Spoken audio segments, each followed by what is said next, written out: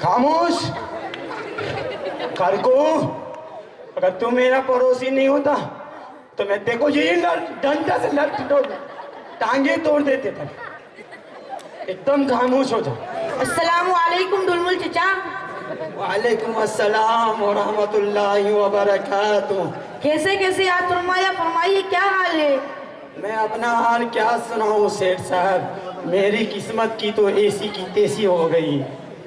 Bank की नौकरी छोड़कर बेकरी में लग गया, लेकिन इसी बेकरी से पैसा कमाकर अपने बाल बच्चों को पढ़ाया लिखाया। 3 बेटियां हुई, एक का नाम अरेतल लदी, दूसरी का नाम सिरातल लदी और तीसरी का नाम तबारकल लदी। जमीन जायदाद बेच बाच कर तीनों की शादी कर दी। 3 बेटे हैं, एक का नाम मोके मियाँ, दूसरे का नाम जोके मियाँ और तीसरे का नाम ठोके मियाँ। मोके मियाँ को BA पास करवाया, झोंके को इंटेक्सी टेक करवाया और ठोके को ग्रेजुएट बना दिया। अरे डुलमुल चचा, ये ग्रेजुएट क्या है? ग्रीस मोबिल का काम है क्या? अरे अकरू भाई, आप सेठ बन गए और आपको ये भी नहीं मालूम? ग्रेजुएशन एक पढ़ाई का नाम है। अच्छा डुलमुल चचा, आप ग्रेजुएशन बोल रहे हैं क्या? हाँ ग्रेजुएशन, वही तो बता रहे हैं कि ठोके मियाँ को ग्रेजुएट बना दिया। डुलमुल चचा, अपने बच्चों को इतना पढ़ाने लिखाने के बाद भी आप इस कदर परेशान और फटीचर क्यों बने रहते? अस्सलामु अलैकुम खड़कू मियाँ। वालेकुम अस्सलाम व रहमतुल्लाहि व बरकातहू। कहिए सेठ अकरू मियाँ, मिजाज शरीफ तो खैरियत से तो है। ये डुलमुल चचा से महवे गुफ्तगू है, कोई खास बात है क्या? खास बात क्या होगी खड़कू मियाँ, बस यही कि एक जमाने के बाद चचा से मुलाकात हुई, लेकिन उनकी खस्ता हाली को देखकर बड़ा सदमा हो रहा है। बस यही उनसे दरियाफ्त कर रहा था कि डुलमुल चचा, आप इस कदर परेशान और फटीचर क्यों बने हुए हैं? डुलमुल चचा बोलिए ना। क्या बताएं सेठ साहब, बीवी मर गई, जमीन जायदाद बेच बाच कर तीनों बेटी की शादी कर दी।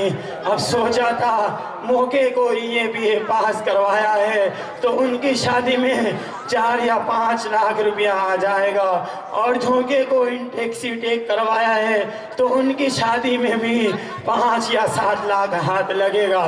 तो दोनों बेटे की शादी कर दी, लेकिन दोनों समझी कंजूस नहीं, मक्खी चूस भी नहीं, बल्कि महा मक्खी चूस निकला और कुछ नहीं दिया।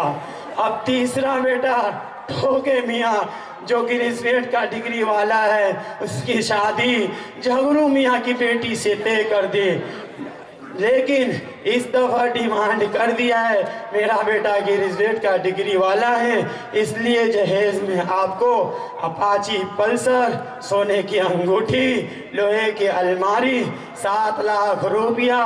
एक चीज और। वो क्या है? अरे वो डीजे, बाजे, नाच गाने, लेकिन टेंशन की बात ये सब तय होने के बाद लड़की वाले टाल मटोल कर रहा है। अच्छा, तो टाल मटोल कर रहा है, उसका मोबाइल नंबर दो तो जरा। जी मोबाइल नंबर तो है मगर याद नहीं है। दादा मेरे को याद है, मैं बताऊं क्या? बताओ बेटे। 11 22 33 44 55। हेलो, आप झगड़ू मियाँ बोल रहे हैं क्या? मैं सेठ अकलू खान।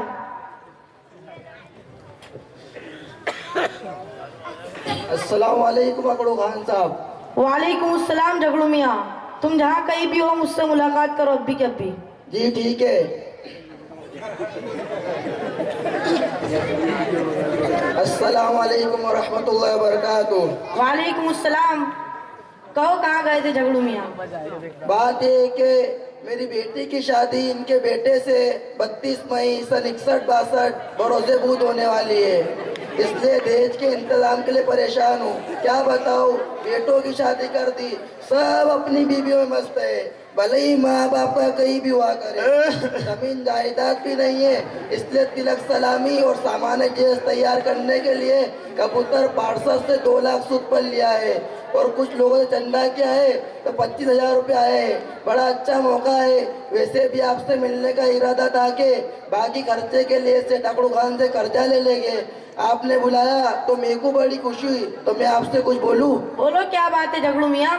सेठ जी 20,000 चला देते तो मेरा काम बन जाता। अरे झगड़ू मियाँ, तुमको मालूम नहीं, हमारे घर में खुद 53 आदमी का खर्चा है, उसके अलावा रोजाना मांगने वाले आते रहते हैं। मेरी तरफ से तो उम्मीद खत्म ही कर लो और जाओ, जाकर कहीं से भी ढुलमुल चचा की सारी फरमाइश पूरी करो। सौदा अच्छा होगा तो पैसा भी ज्यादा लगेगा, क्योंकि तुम्हारा होने वाला दामाद ग्रेजुएट है।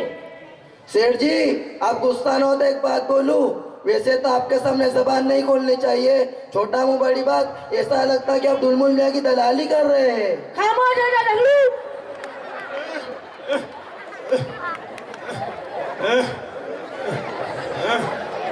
दो कौड़ी के आदमी नहीं भिखारी मेरे सामने जबान चलाता है। रहने दीजिए सेठ साहब, समधी साहब को माफ कीजिएगा। समधी साहब आप एक तरफ आ जाइए, सेठ जी गुस्सा हो गए हैं। अरे ढुलमुल चचा, आप कहाँ घुस गए? हमको तो बड़ा सदमा हो रहा है कि आपका बेटा ग्रेजुएट है और ये लड़की वाला झगड़ू 2 कौड़ी का आदमी नहीं, जहेज देने में इतना डगर मगर कर रहा है। मैं भी एक लड़की का बाप हूँ, मैंने भी अपनी बेटी की शादी की है। मालूम है, लड़का सिर्फ मैट्रिक पास है लेकिन खूबसूरत है, मांगा वांगा तो कुछ नहीं, फिर भी मैंने अपनी बेटी को जहेज में बहुत कुछ दिया है। डायमंड, गोदरेज, अलमारी, washing machine, AC, cooler, fridge, 3 sofa set, 3 kilo सोना, 3 किलो चांदी, जेवर जेवरात और बहुत कुछ दिया। और दूल्हे मियाँ को एक BMW कार, एक बुलेट बाइक, 51,000 की शेरवानी, 15,000 के जूते और 3,000 की एक चड्डी। अस्तगफिरुल्लाह, अस्तगफिरुल्लाह, तौबा तौबा। अरे बस कीजिए, आपकी बात सुन तो मेरा कान फट गया, ऐसा लगता है आंखों से खून बहने लगे। क्या हुआ घड़कू मियाँ, ये तौबा इस्तगफार क्यों पढ़ रहे हैं? अजीज से टकरू मियाँ, आपकी बात तो ठीक लग रही है, अल्लाह ताला ने आपको दिया है, नवाजा है, तो अपनी बेटी के शादी में बहुत कुछ दिया है और ये सुन्नत भी है, इसलिए कि हुजूर सल्लल्लाहु अलैहि वसल्लम ने भी अपनी बेटी फातिमा रज़ियल्लाहु तआला अन्हा को जहेज दिया था। लेकिन ये ढुलमुल चचा जो लड़की वाले से इतना कुछ डिमांड कर रहे हैं, ये तो सरासर हराम है, लड़की वाले पर जुल्म है। तिलक सलामी जहेज तो बिल्कुल नाजायज है। दादा जान, एक दफा दारुल उलूम खरगोन में हमारे उस्ताद मुहतरम हजरत मुफ्ती साहब क्लास में फरमा रहे थे कि इस जमाने में लड़के वाले तिलक सलामी और जहेज का मुतालबा करके लड़की वाले पर जुल्म करते हैं, लेकिन बाद लड़की वाले भी तंग आ जाते हैं कि झूठी शोहरत और नाम होने के लिए इतना फजूल खर्च करते हैं कि दूसरे बेचारे गरीब मिस्किन इसको देखकर अफसोस करते हैं और अपनी गरीबी को कोसते हैं और डीजे बाजों ने माशरों को तबाह बर्बाद करके रख दिया है। खामोश हो जा। अभी जमीन से निकला भी नहीं, लंबी लंबी बातें करने लगा। चुप बैठ झगड़ू, मैं तेरा ठिकाना नहीं, मेरे को बता रहा है क्या? मेरे को मालूम नहीं तूने तेरे बेटे की शादी में जहेज नहीं लिया? ये लड़की वाले पर जुल्म नहीं है तो क्या है? क्या मेरे को मालूम नहीं है? तेरा बेटा ने ये पास न BA पास न इंटेक्सी टेक 8वीं क्लास फेल, फिर भी तूने तेरे बेटे की शादी में जहेज लिया है। ये लड़की वाले पर जुल्म नहीं है तो क्या है? जी ढुलमुल चचा, सीधे सीधे समझो, 2 बातें हैं। एक जहेज लेना वो लड़की वाले देते हैं, आपको क्या मालूम जहेज ले सकती हैं क्योंकि सारी दुनिया जहेज ले रही है। हाँ, रहा मसला डीजे बाजों का, तो आजकल के नौजवान कहाँ किसी को सुन रहे हैं। खामोश कर को, अगर तू मेरा पड़ोसी नहीं होता तो मैं देखो यही डंडा से टांगे तोड़ देते थे। एकदम खामोश हो जा। अस्सलामु अलैकुम वरहमतुल्लाहि वबरकातुह। वालेकुम अस्सलाम वरहमतुल्लाहि वबरकातुह। कहिए चचा, खैरियत से तो हैं? खैरियत तो ठीक है अल्हम्दुलिल्लाह, लेकिन ये चिल्ला चोट कैसे चल रहा है? कोई खास बात नहीं, बस ये ढुलमुल चचा अपने बेटे ठोके मियाँ की शादी कर रहे हैं और लड़की वाले से तिलक सलामी जहेज और सारी रस्मों के साथ साथ बच्चों की डिमांड पर डीजे बाजे के साथ शादी करने पर अड़े हुए हैं। यही उनको समझा रहे हैं तो लत लिए हुए हैं, उल्टा हम ही पर बरस रहे हैं और कहने लगे हैं आपने भी तो अपने बेटे के शादी में जहेज लिया है, आप ही बताइए अगर हमने लिया है जहेज तो कौन सा गलत कर दिया है। जहेज तो लेना सुन्नत है, सलामी लेना नाजायज़ है। हाँ, रहा मसला डीजे बाजों का तो आजकल के नौजवान की ख्वाहिश है। आपको कुछ मालूम नहीं है इसके बारे में? डीजे बाजे हो या जहेज, सब नाजायज है। जहेज एक लानत है, इसके बाइस सब खानदान तबाह बर्बाद हो रहे हैं। आपस में नफरत, दुश्मनी और अदावत बुनियादी जन्म ले रही है। इसलिए मुआशरे में तालीम की कमी ने शादी जैसे नेक और आसान काम को इतना दुश्वार बना दिया है। दरअसल आज का मुआशरा लालची और हरीस बन गया है, जिसका खमियाजा हवा की बेटी को भुगतना पड़ रहा है। अक्सर वालिदैन के पास बेटी को सामान्य जहेज देने की ताकत नहीं होती, जिसकी वजह से बेटियां खुदकुशी करने पर मजबूर हो जाती है। और रहा मसला डीजे बाजे का, तो इससे फायदा उठाकर नौजवान बच्चियां गलत रास्ते पर चलते हैं, रातें काली करते हैं। नौजवान पत्ते खेल कर रात गुजार देता है। बार बार समझाने के बावजूद भी कुछ पता नहीं चलता, कुछ समझ नहीं पड़ती उनको। जिम्मेदार भी, उलमा भी समझा समझा कर थक गए। बस कीजिए चाचा, रहने दीजिए, ये तो आपके धुएंधार तकरीर हुई, लेकिन आप जमीन पर उतरिए और अपने गिरेबान में झांक कर देखिए। यकीनन मुआशरे में आपका अच्छा कामों में शुमार है, आपका वक़ार है, अच्छे लोगों में आपका शुमार होता है। लेकिन आपने भी तो अपनी बेटे के शादी में लोगों को 5-5 दिन तक खाना खिलाया है, डीजे बजाया है और जहेज लिए।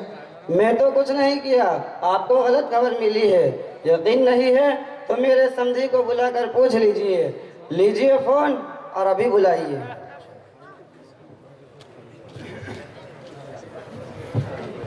हेलो हेलो हेलो, मैं शेर अकरू मियाँ जी। आप चाचा साहब के समधी बोल रहे हैं क्या? जी हाँ। आपके चाचा मदरसा दारुल उलूम खरगोन में आए हैं, आप भी जरा आइए। ठीक है।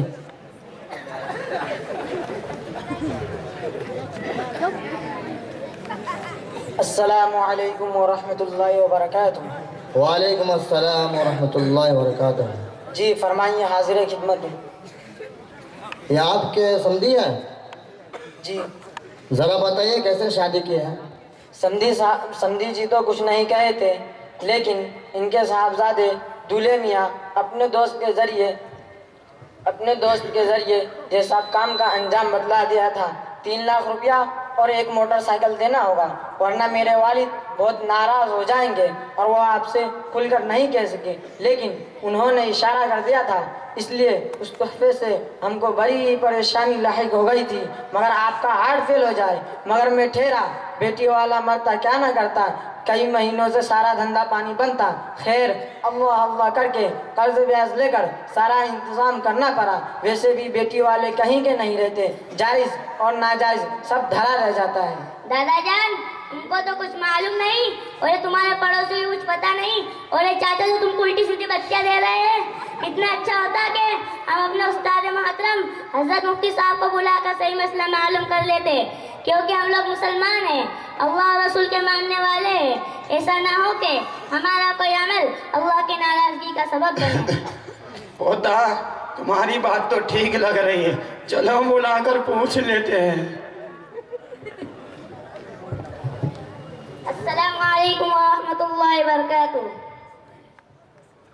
वालेकुम अस्सलाम व रहमतुल्लाहि व बरकातुहू। हजरत मुफ्ती साहब, मैं आपका शागिर्द मोहम्मद अली बोल रहा हूँ। कहो अजीज़म अली, क्या हाल है? हजरत मुफ्ती साहब, यहाँ एक जरूरी मसला पेश है, अगर आप तशरीफ ले आए तो बड़ी नवाजिश होगी। जी, मैं आ रहा हूँ।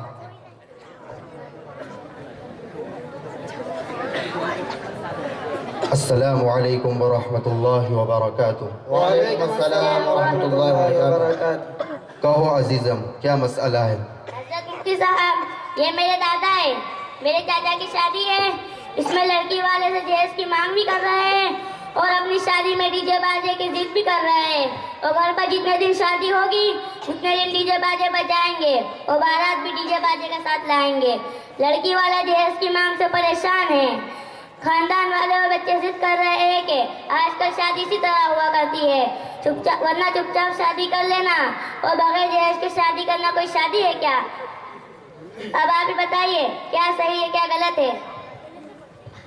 हजरात मोहतरम, मैं आपसे किसी अफसाने की बात नहीं करता, बल्कि हमारे मुआशरे ने शादी को क्या समझ लिया है उसके बारे में कुछ समझ ले। मैं आपसे हर उस बाप की बात करता हूँ जिसने अपनी बेटी को ब्याहने के लिए ज़मीन बेची। मैं हर उस माँ की बात करता हूँ जिसने अपने कानों की बालियाँ, हाथों के कंगन और अपने ख्वाब गिरवी रख दिए। मैं हर उस बेटी की बात करता हूँ जो निकाह के बजाय जहेज के बोझ तले दबी हुई है। ज़रा सोचे, या वो सौदा बन गई है? क्या बेटी अल्लाह की अमानत नहीं? जहेज एक जुल्म है, एक लानत है। कुरान कहता है वआतुन्निसा सदक़ातिहिन्ना निहला, औरतों को उनका मेहर खुश दिली से दो। मगर हमने क्या किया?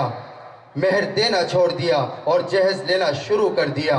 नबी सल्लल्लाहु अलैहि वसल्लम ने फरमाया सबसे बाबरकत निकाह वो है जिसमें खर्च कम हो। लेकिन आज का मुआशरा कहता है फ्रिज नहीं तो रिश्ता नहीं, कार नहीं तो शादी नहीं, सोना नहीं तो बेटी नहीं, और डीजे बाजे नहीं तो शादी का मज़ा नहीं। ये कौन सा इस्लाम है? ये कौन सा दीन है? ये तो बेटी का सौदा है और अपनी अपनी ख्वाहिशात को पूरा करने का ढोंग है। आज माँ बाप रोते हैं बेटी की शादी करनी है, मगर जहेज कहाँ से लाए? माँ अपनी नींदें बेच देती है, बेटी खामोशी से आंसू पी लेती है। ये शादी है या कोई गुनाह की महफिल? फिर वही शादी में डीजे की आवाज़ें, नाचती हुई लड़कियाँ, उड़ते दुपट्टे, तालियाँ, कह कहे, फहश गाने, हंसी मजाक और सितम बालाए सितम ये के घर के बड़े बूढ़े देख रहे हैं। माँ बाप तमाशाई बने खड़े हैं और जवान नस्ल गुनाह में डूब रही है। और अगर कोई रोकने जाए तो जवाब मिलता है ज़माना बदल गया है। माँ बाप कहते हैं बच्चे सुनते नहीं। एक बार की तो बात है, उनकी भी तमन्नाएं हैं, पूरी कर लेने दो। हाँ, ज़माना नहीं बदला, शर्म मर गई है। सही कहा, इदा फातकल हया फफ़अल मा शिता। जब शर्म ही नहीं बची, जब शर्म ही चली गई तो फिर जो चाहे वो करो। इसी शादी में जुआ खेला जाता है, रातें बर्बाद की जाती है, शराब और सिगरेट छुप छुप कर चलते हैं। और जो निकाह इबादत था उसे हमने सर्कस बना दिया जाता है, और जो निकाह इबादत था उसे हमने तमाशा बना दिया। नबी सल्लल्लाहु अलैहि वसल्लम ने फरमाया निकाह मेरी सुन्नत है, मगर निकाह आज सुन्नत नहीं, इससे शो बन गया है। जहाँ दुल्हन नहीं अशिया की फहरिस्त देखी जाती है, जहाँ दीन नहीं डीजे की आवाज़ देखी जाती है, जहाँ हमदर्दी नहीं मालदारी देखी जाती है। अगर आज हम ना रुके तो कल हमारी बेटियां नहीं बचेगी। सोचो, अगर आज हमने जहेज को ना रोका तो कल कोई बेटी पैदा ही नहीं होने देगा। अगर आज हमने नाच गाने को ना रोका तो कल हमारी नस्लें बेहयाई में डूब जाएगी। अगर आज हमने निकाह को सादा ना बनाया तो कल जिना आसान हो जाएगा और शादी नामुमकिन। माँ बाप जिन्हें अल्लाह ने औलाद से नवाजा है, मैं उनसे कहना चाहता हूँ, ए बापो अपनी बेटी को सामान ना समझो, अमानत समझो। ए माओ अपनी बेटी की इज्जत को डीजे की आवाज़ पर कुर्बान ना करो। ए नौजवानों निकाह को खेल न बनाओ, ये इबादत है, ये सुन्नत है, ये ज़िंदगी को खुशहाल बनाने का ज़रिया है, ज़िंदगी का सुकून है, इसे बर्बाद ना होने दें। आओ हम अहद करें, ना जहेज लेंगे ना देंगे, ना नाच होगा, ना डीजे होंगे, ना बेहयाई होगी और ना अपनी घर की शादियों को गुनाहों का जरिया बनने देंगे। निकाह सुन्नत के मुताबिक होगा, सादा होगा, पाक होगा और बाबरकत होगा। अगर आज हमने ये कदम उठा लिया तो कल अल्लाह भी हमारी बेटियों को बचा लेगा और हमारी नस्लों को भी बचा लेगा। मुआशरा खुशहाल होगा, जिना मुआशरे से ख़त्म होगा, वरना तारीख़ हमें माफ़ नहीं करेगी। हज़रत मुफ्ती साहब, आज से हम लोग अहद करते हैं इस जहर जैसी लानत से बचेंगे। इंशाअल्लाह हम लोग शादी करेंगे तो सुन्नत के मुताबिक करेंगे। अस्सलामु अलैकुम। अस्सलाम वालेकुम।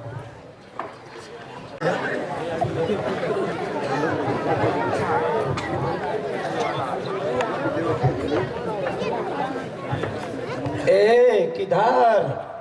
अब्बा तुमको मालूम तो है 1 महीने के बाद मेरी शादी है नहीं। तो फिर डीजे बाजे तो हमने सोचा है कि डीजे बाजे अभी से बुक करा देते हैं, बाद में टेंशन नहीं।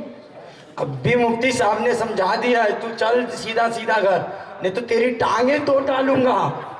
मैं नहीं कर रहा फिर शादी, जाओ। मुफ्ती साहब के समझाने के बाद मैंने पक्का इरादा कर लिया, इंशाअल्लाह तेरी शादी होगी तो सुन्नत के मुताबिक होगी, नहीं तो पूरी जिंदगी कुंवारा ही रखूंगा। हाँ बस। तेरे अब्बा तो बहुत खतरनाक है बादशाह, सीधे सीधे घर चल दे, डीजे बाजों का सपना छोड़, वरना टांगे तोड़ देंगे, फिर कोई लड़की भी नहीं देगा। सीधे सीधे लड़की मिल रही है तो शादी कर ले चुपचाप, चल। हाँ यार मेरे को भी ऐसी लग रही है यार, चल छोड़ो जाओ।